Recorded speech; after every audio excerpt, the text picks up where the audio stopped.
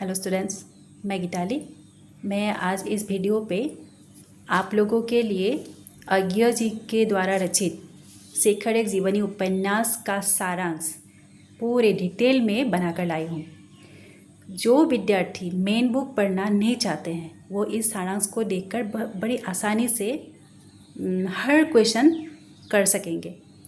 तो जो नए स्टूडेंट्स इस चैनल से जुड़े नहीं थे तो अभी इसे सब्सक्राइब कर दें, और वीडियो अच्छी लगी हो तो इसे लाइक और प्यारा सा एक कमेंट करना ना भूलिए। तो हम पहले शेखर जी के परिचय पढ़ाते हैं।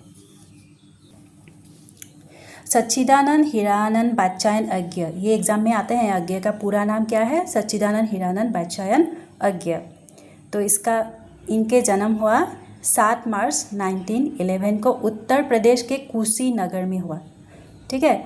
और इनका निधन 4 अप्रैल 1987 नई दिल्ली में हुआ।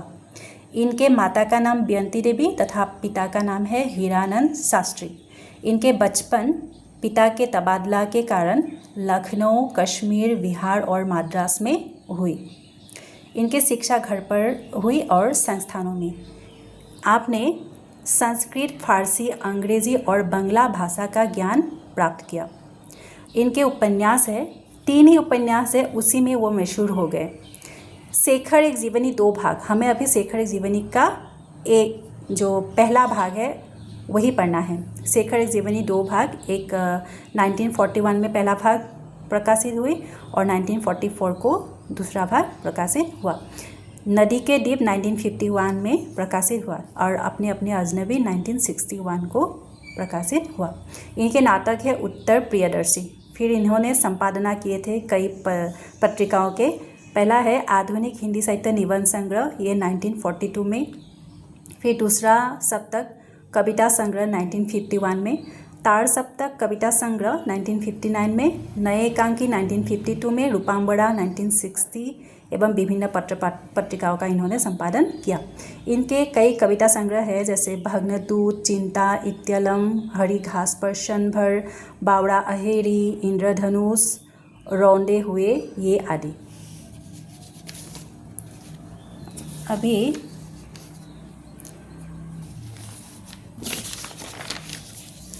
इनके कहानी संग्रह है विपथ का, 1937 में हुआ।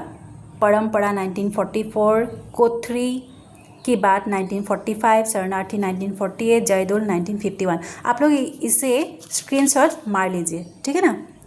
फिर उपन्यास तो हमने कहा ही। फिर यात्रा वृत्तांत है अरे याजावर रहेगा याद, ये 1943 में हुआ। फिर एक बूंद सहसा उछली 1960 में। निबंध संग्रह है सबरंग, आत्मनिपट, आधुनिक साहित्य, एक आधुनिक परिदृश्य, आलवाल। आलोचना है इनके त्रिशंकु 1945 में, आत्मनिपट 1960, अद्यतन 1971। संस्मरण, स्मृति लेखा, डायरी, भवंती, अंतरा और शाश्वती। विचार गद्य है संवत्सर, नाटक है उत्तर प्रियदर्शी। संपादना को तो हमने कहा ही। फिर विभिन्न पुरस्कारों से इसे नवाजा गया है। आंगन के पारद्वार के लिए वर्ष 1964 में साहित्य अकादमी पुरस्कार मिला, और कितनी नावों में कितनी बार के लिए 1978 में ज्ञानपीठ पुरस्कार से सम्मानित किया गया। फिर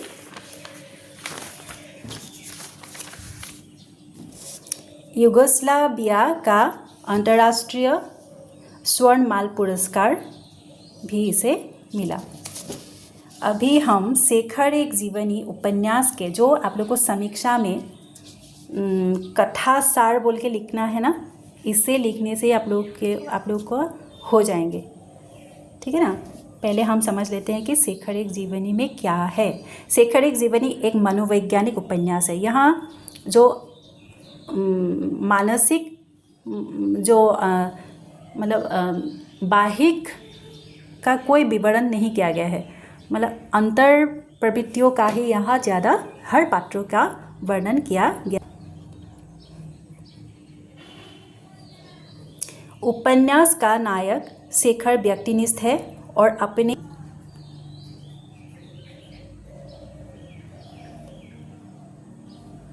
और अपने व्यक्ति मूल्यों की उपलब्धि को वो तलाशता रहता है, ठीक है ना। वो एक ऐसा व्यक्ति है जो अपनी जिज्ञासाएं स्वयं शांत करना चाहता है, परंपरागत अनुभवों और ज्ञान को अपनी कसौटी पर कसना चाहता है। शेखर जागरूक है, स्वतंत्र और अपने एवं समाज के प्रति वो ईमानदार होने की संघर्षपूर्ण यात्रा करते हैं। शेखर के माध्यम से बालक पर पड़ने वाले काम, अहम और भय के प्रभाव एवं उसकी प्रकृति पर मनोवैज्ञानिक ढंग से विचार किया गया है। इस उपन्यास में बाल मनोविज्ञान का चित्रण, किशोरावस्था का चित्रण, क्रांति की भावना, कैसे वो क्रांति के लिए आकृष्ट हुए, क्रांति की भावना, विद्रोही चेतना का रूप, प्रेम की भावना का चित्रण हुआ है। इस उपन्यास फ्लैशबैक पूर्वदीप्ति शैली में लिखा गया है, यानी जैसे वो क्या करते हैं, अतीत के स्मृतियों को रोमंथन कर रहा है ना, उसी को ही यहाँ लिखा गया है। जिस तरह से फिल्म बनती है ना, जैसे हीरो को कुछ याद आते रहते हैं, तो उस यादों को ही हमें मतलब फिल्मों में दिखने को मिलते हैं। तो इस उपन्यास में अज्ञ ने उस समय की राजनीतिक गतिविधियों और स्वतंत्रता एवं क्रांति की विचारधारा को व्यक्त किया है। इस उपन्यास पर रोमा रोला के ज्या किस्ताक का प्रभाव है। देखो, अभी इस तरह से क्वेश्चन आ सकते हैं कि शेखर एक जीवनी के उपन्यास में किसका प्रभाव देखने को मिलता है? रोमा रोला के ज्या किस्ताक का प्रभाव देखने को मिलता है। पूरे उपन्यास में बिंबों और प्रतीकों का प्रयोग मिलता है। ये फ्लैशबैक पूर्वदीप्ति शैली में लिखा हुआ है और रोमा रोला का यहाँ प्रभाव पड़ा है, ठीक है ना। और पूरे उपन्यास क्या है? बिंबों और प्रतीकों से भरा हुआ है। शेखर अपने जीवन में सरस्वती, शशि, शारदा, शांति आदि नारियों के प्रति आकर्षित होता है और यह आकर्षण काममूलक है। यही काम भावना उसके विद्रोही व्यक्तित्व को उभारता है। शशि को प्राप्त कर वे पूर्णतः सर्वस्व पा लेता है। शशि ही उसके स्वातंत्र खोज की अंतिम परिणति है। शेखर एक जीवनी के मुख्य पात्र है शेखर, जो उपन्यास का नायक है। गौण पात्र में शशि मौसेरी बहन है, सरस्वती शेखर की बहन है और उसे ही वो गुरु मानता है। शारदा है मद्रासी लड़की, उससे भी शेखर को मतलब आकर्षण पैदा होती है। अन्य गौण पात्रों में शेखर की माँ मणिका और शांति शामिल है। अभी कथासार को पूरे डिटेल में हम देखेंगे, तभी आप लोग क्या कर सकोगे, अच्छी तरह से पूरे उपन्यास को समझ सकोगे। ये तो हो गई मतलब समीक्षा जो करने आएंगे ना, उसके कथासार में मतलब ये लिख सकते हो, लेकिन हमने कथासार इसलिए बहुत बारीकियों से बनाया है ताकि आप लोग उपन्यास को अच्छी तरह से समझ जाओ। अभी कथासार ये देख लो। उपन्यास का नायक शेखर अपनी विद्रोही और क्रांतिकारिता के कारण गिरफ्तार कर लिया जाता है और उसे फांसी की सज़ा दी जाती है। फांसी की सज़ा से पूर्व अंतिम रात्रि में वह अपने लगभग 25 वर्ष के जीवन की स्मृतियों को याद करने लगता है। इन पूर्व स्मृतियों से बनी उपन्यास को 4 खंडों में विभक्त किया गया है। ये 4 खंड है, उषा और ईश्वर, ठीक है ना, 1 नंबर में। 2 नंबर में आता है बीज और अंकुर, 3 नंबर में प्रकृति और पुरुष, 4 नंबर में पुरुष और परिस्थिति। अभी हम उषा और ईश्वर के कहानी को मतलब उसके खंड में क्या हुआ था उसको देखेंगे। शेखर का जन्म एक कुलीन और प्रतिष्ठित ब्राह्मण परिवार में हुआ और धार्मिक संस्कारों के बीच उसका नामकरण हुआ। शेखर का स्वभाव आम बच्चों का न रहकर एकदम असाधारण था। उसमें 3 साल की उम्र से ही विभिन्न प्रकार की जिज्ञासाएं उठने लगी थी। इसी जिज्ञासा वो के कारण वे विभिन्न प्रकार के सवालें अपनी माँ, बहन, सरस्वती, नौकरानी, अत्ती, अभी इस तरह से क्वेश्चन आ सकते हैं कि नौकरानी का नाम क्या था, अत्ती कौन है, इस तरह से। तो शेखर के घर में रहने वाली नौकरानी अत्ती से पूछता रहता है, किंतु उसे किसी ने भी संतोषजनक उत्तर नहीं मिला। इसी कारण उसकी जिज्ञासा प्रवृत्ति और अधिक गहनतर होती चली गई और वह अक्खड़ बनने लगा। बचपन से ही उसमें अहम भाव उग्रतर था। वह 3 वर्ष की आयु में ही इतना गंभीर रहता है कि उसे बड़ों से भी सम्मान मिलता है। उसे कभी कभी काम का दायित्व दिया जाता है जो वह बड़ी अभिमान पूरी प्रसन्नता से करता है। एक दिन बड़े भाई के बीमार होने पर डॉक्टर लाने हेतु भेजा गया तो मार्ग में वह एक लेटर बक्स पर चढ़ बैठा और इस प्रकार सवार हो गया जैसे घोड़े की पीठ पर वो अपने आप को मतलब बैठा हुआ मान रहा हो और मानो वह चक्रवर्ती सम्राट हो, अपने आप को चक्रवर्ती सम्राट मान रहा हो और संसार को ललकार रहा है। डाकिये द्वारा उसे उत्तर जाने के लिए विवश करने पर वह उसके ऊपर गिर पड़ता है और उसे घायल कर भाग आया। इसी प्रकार एक दिन वह अजायब घर पहुंच जाता है जहां वन्य और हिंस्र पशु प्रदर्शित किए गए हैं। वहाँ एक भीमकाय बाघ को देखकर भयभीत हो जाता है। उसी दिन के बाद उसे बाघ का भयंकर स्वप्न भी आने लगे और भयभीत हो वे चिल्ला पड़ता है। एक दिन घर में घास फूस से बनी हुई बाघ देखा। उसके मुंह में हाथ डालकर भी उन्होंने देखा तो डर अपने आप गायब हो गया। तभी से मतलब समझने लगे कि ये घास फूस से बनी हुई बाघ है जो शिशुओं को डराने के लिए रखे जाते हैं। फिर शिशु ने चाकू से उसे खाल को फाड़ डाला और शासन सत्ता को चुनौती देते हुए हंसने लगा। शेखर विद्रोही प्रवृत्ति के कारण स्कूल नहीं जाता है, शिक्षकों को परेशान करता है। स्वतंत्रता का आकांक्षी शेखर विद्यालय के बंधन को भी नहीं मानता। वह अभी अकेलेपन का अनुभव करता है। उसका कोई दोस्त भी नहीं है, मतलब कोई पढ़ाने वाले भी नहीं है, घर में अकेले अकेले ही रहते हैं। अभी वह विभिन्न प्रकार के सवाल पूछते रहते हैं जिससे सभी असमंजस में पड़ जाते हैं। अभी शेखर को पढ़ाने का दायित्व सरस्वती पर आ पड़ी। वह सरस्वती को ही मन अपना गुरु मानने लगे। शेखर की जिज्ञासा प्रवृत्ति मन बच्चे के मतलब अभी शेखर के जिज्ञासु मन बच्चे के आगमन कैसे होता है इस उत्तर को पाने के हेतु विक्षुब्ध होता है। मतलब ये बच्चे कैसे पैदा होते हैं, ये बात उसके मन को अशांत कर तुलता है।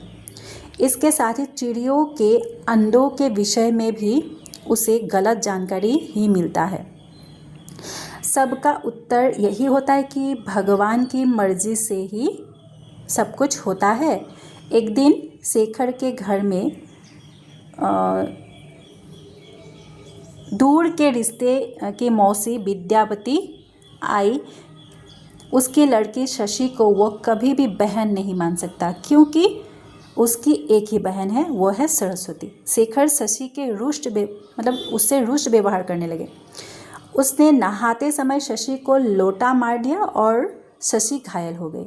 सभी इसका कारण पूछने पर शशि ने बताया कि वह खुद ही लोटा से घायल हुई है। इस बात से शेखर को इतनी ग्लानि होती है कि भोजन करते समय उसने अपने हाथ से ही शशि को पानी दिया।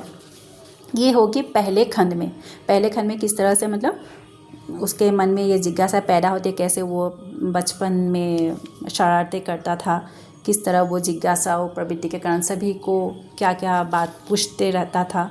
और फिर शशि से भी मुलाकात मतलब इसी खंड में ही उसको होता है। फिर दूसरा खंड में आता है बीज और अंकुर। असहयोग की एक लहर आई। असहयोग आंदोलन किसने किया था? गांधी जी ने। तो आई और देश उसमें बह गया। शेखर के मन में विदेशी मात्र के प्रति घृणा हो गई। वे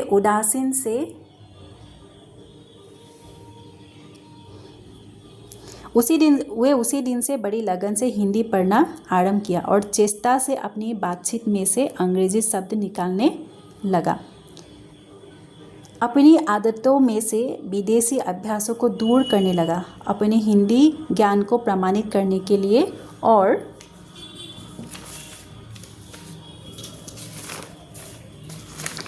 गांधी के प्रति अपनी श्रद्धा को आभार प्रकट करने के लिए वे राष्ट्रीय नाटक भी लिखने लगा। ये हो गया दूसरा खंड में, मतलब वहाँ ही उन्होंने असहयोग आंदोलन के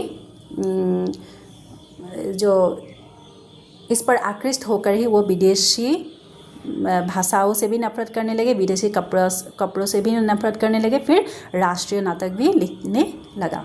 फिर तीसरा खंड में आता है प्रकृति और पुरुष। नास्तिक शेखर सरस्वती को अपना गुरु मानता है। उसके पिता का दक्षिण में स्थानांतरण होने के कारण वे सभी दक्षिण की ओर चल पड़े। अभी दक्षिण की ओर किस खंड में जाता है शेखर? तीसरे खंड में, प्रकृति और पुरुष इस खंड में होने के कारण वे सभी दक्षिण की ओर चल पड़े। वहीं पर शेखर का परिचय शारदा नाम की किशोरी से हुआ। शशि से मुलाकात किस खंड में होता है? दूसरे खंड में। और शारदा से शेखर का मुलाकात किस खंड में होता है? तीसरा खंड में। दोनों नित्य मिलते और शेखर उसकी ओर आकर्षित होने लगा। उसी समय शेखर का माध्यमिक परीक्षा में बैठने के हेतु उसे लाहौर जाना पड़ा। वह शशि के घर ही रहने लगा। शशि उसका पूरा ख्याल रख रही थी। दोनों के संबंध में एक मधुरता आने लगे, लेकिन वह मर्यादा में ही रहे, कभी भी भाई बहन का रिश्ता नहीं तोड़े। परीक्षा के समाप्त होते ही वो शारदा से मिलने आया, लेकिन शारदा का घर खाली है और ताला लगा होता है। शेखर का परिचय एक दिन पड़ोस की एक लड़की, मतलब तरुणी लड़की शांता से हो जाता है, जो कुछ ही दिनों के मेहमान थी। अभी तीसरा खंड में शारदा के बाद किस लड़की से उसका मुलाकात होती है? शांता। शेखर की वासना उसके कारण उत्तेजित होने लगी, लेकिन अपने सपने में शारदा की रोता हुआ चेहरा देख शेखर को पश्चाताप हुआ। शेखर का लगा कि उसे शांता के पास नहीं जाना चाहिए। इसके कुछ ही दिनों बाद शांता मर जाती है, लेकिन शेखर खबर तक करने जाता नहीं है।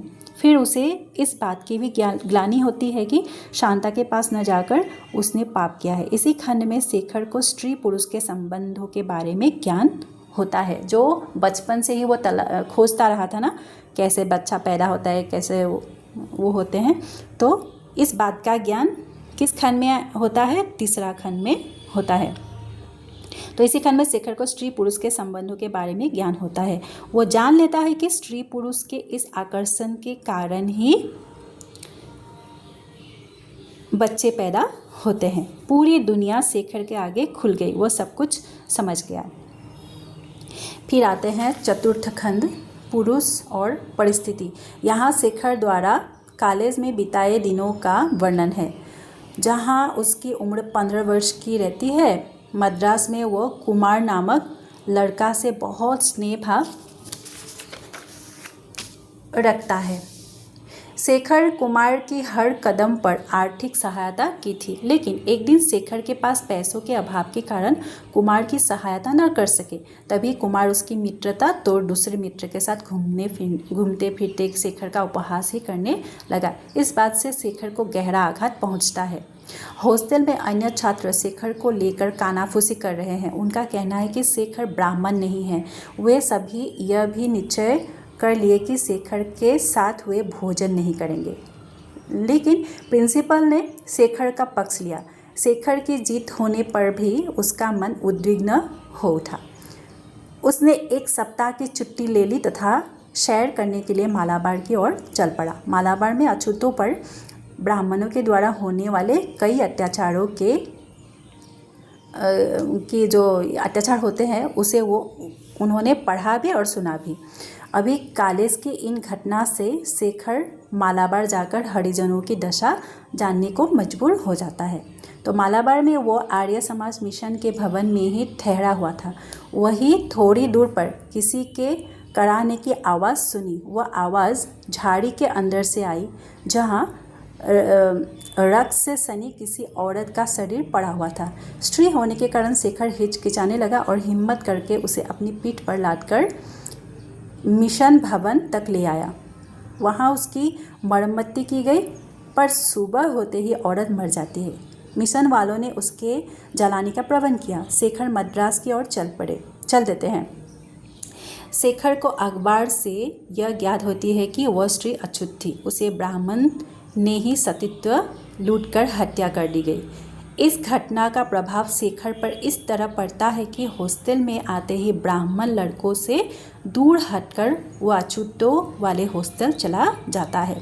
शेखर वहाँ अछूत छात्रों को अपना मित्र बना लेता है। उसने एक समिति बना ली और सदाशिव, राघवन और देवदास इस समिति के मुख्य कार्यकर्ता बन गए। अभी चौथे खंड में उन्होंने शेखर ने एक समिति बनाई थी। उस समिति के सदस्य कौन कौन थे? सदाशिव, राघवन और देवदास। ये सब याद रखना। सदाशिव